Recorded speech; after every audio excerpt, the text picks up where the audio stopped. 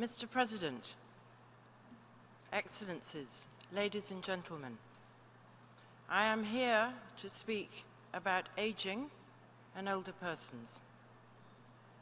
My name is Sylvia Beales. I am 60 years old. I work with HelpAge International, a global network present in all regions of the world. Working together with the Stakeholder group on aging, we represent 800 million older women and men worldwide. We congratulate you on embedding age in the goals and targets. We especially commend your pledge to leave no one behind. We look to you to ensure that these promises are kept. And we call on you to count us in. Counting in everyone, from birth to death, reaching the furthest first, means embracing all of us, young and old, as partners. As Archbishop Tutu has said, I want to tell the world that I count, that older people everywhere count, that people of all ages should be included in the Sustainable Development Goals. Friends all, all of us in this room are aging and beyond. We want to age well, in safety and with dignity. We want the same for our children. So it is right that the SDGs take into account aging and older persons. The speed and scale of aging must be responded to. Here are some facts. Today, 2 people reach the age of 60 every second. Every 3 seconds, there is a new case of dementia in the world. By 2030, 16% of the world's population will be over 60.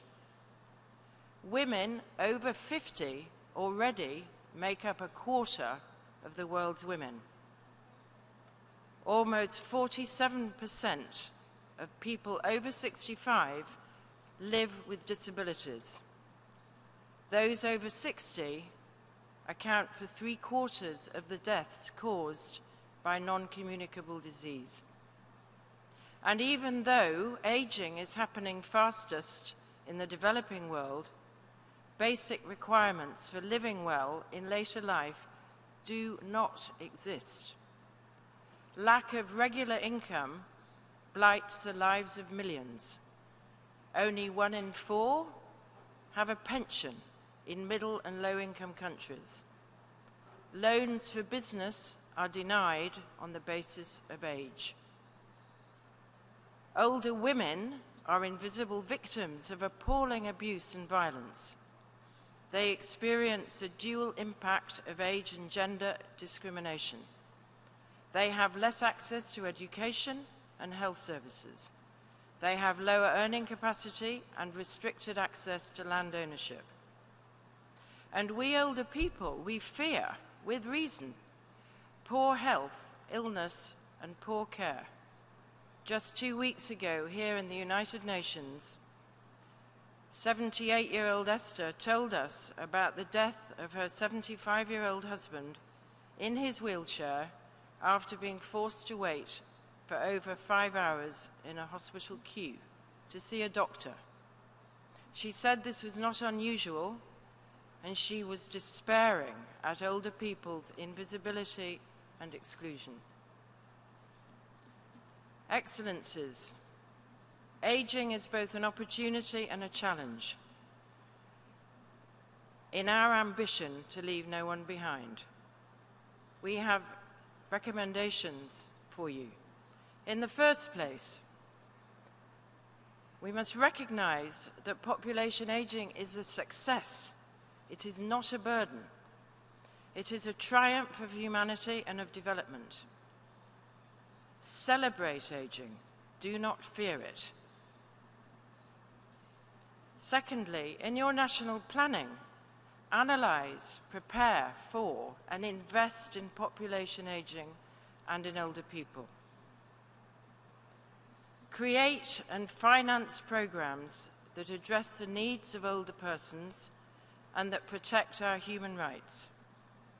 This means ending age discrimination, eradicating poverty in old age, ensuring decent healthcare, pensions, opportunities for jobs, and lifelong learning. We want you to integrate us as essential stakeholders in the national, regional, and global mechanisms set up to implement the Sustainable Development Framework. We call on you to invest now and build capacity to fill the gaps on missing data.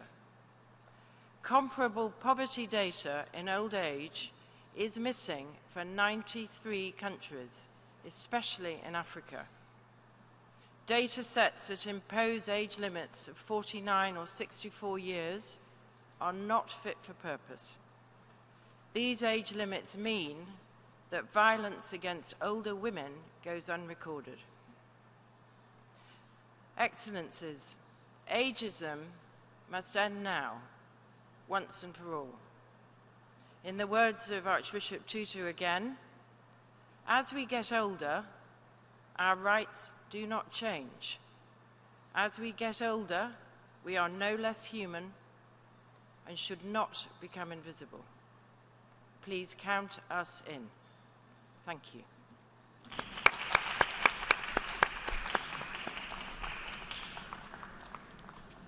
I thank the representative of HelpAge International for her statement. We have heard the last speaker for this meeting.